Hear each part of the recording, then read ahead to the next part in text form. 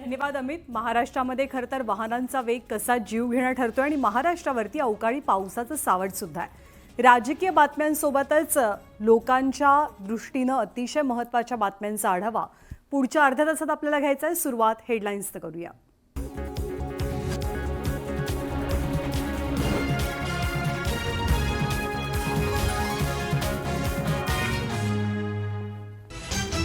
Headlines प्रायोजक राजयोग paints, आनंद तुमचा, रंग आमचा। 5वी ते 8वीच्या विद्यार्थ्यांना सरसकट पास करण्याचं धोरण केंद्रीय शिक्षण मंत्रालयाकडून रद्द। 2 महिन्यात फेरपरीक्षा द्यावी लागणार। नापास झाल्यास पुढच्या वर्गात जाता येणार नाही।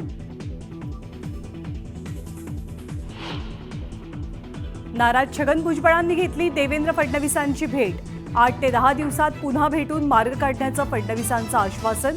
तर भुजबळ महत्त्वाचे नेते, तोडगा काढू, फडणवीसांचं विधान।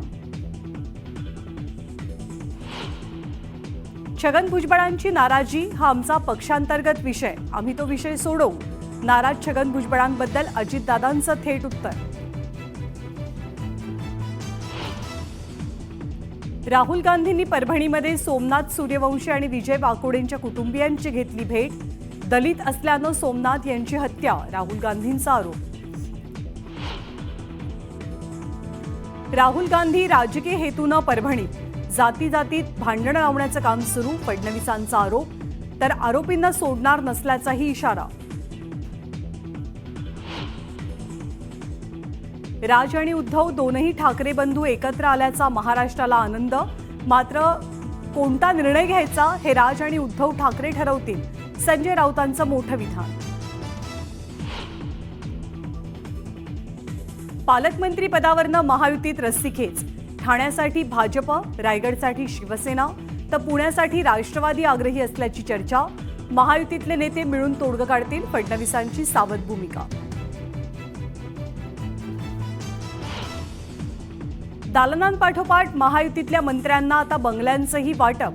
चंद्रशेखर बावनकुळेंना रामटेक, राधाकृष्ण विखेंना रॉयल स्टोन, पंकजा मुंडेंना पर्णकुटी तर शंभूराज देसाईंना मेघदूत बंगला। येत्या प्रजासत्ताक दिनी महाराष्ट्राचा चित्ररथ नाही, महाराष्ट्रावरती अन्याय का, राऊतांचा सवाल।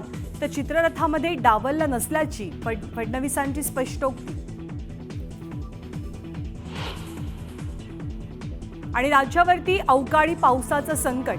26 आणि 27 डिसेंबरला उत्तर महाराष्ट्रात तर 24 आणि 25 तारखेला विदर्भात पावसाचा अंदाज।